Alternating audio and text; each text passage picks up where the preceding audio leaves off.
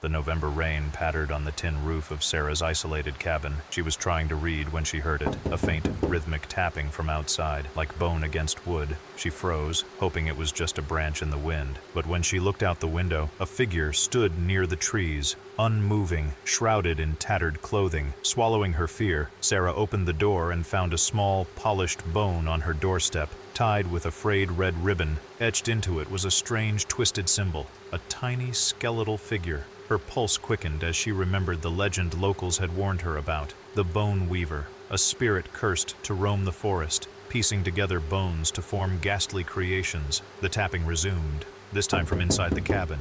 "Sarah," a voice rasped, an imitation of human speech, garbled and wrong. She spun around to see a hunched, skeletal figure emerging from the shadows. Its bones creaked as empty eye sockets stared back at her. Panicking, Sarah flung the door open and ran into the woods, branches tearing at her as she fled. She didn't dare look back, but she could hear it closing in, the rattling of bones, the wet scrape of flesh dragging across the ground. In the shadows, she saw more skeletal shapes, stitched together, hollow eyes following her as she ran deeper into the forest. Then, just as she thought she would collapse, she stumbled upon a small clearing and found herself face to face with her sister, Beth.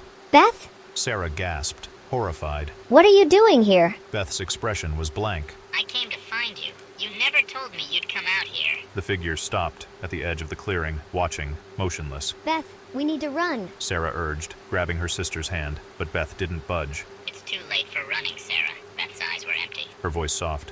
You were never supposed to come here alone. The realization hit her like ice. Beth wasn't really there. The Bone Weaver wasn't just a creature hunting her. It was using her memories, weaving her own loved ones into its trap. Slowly, Beth's features began to melt away, her flesh stretching and twisting into the creature's skeletal form. As Sarah screamed, the Weaver reached out with long, bony fingers and whispered, "I only wanted to bring you home."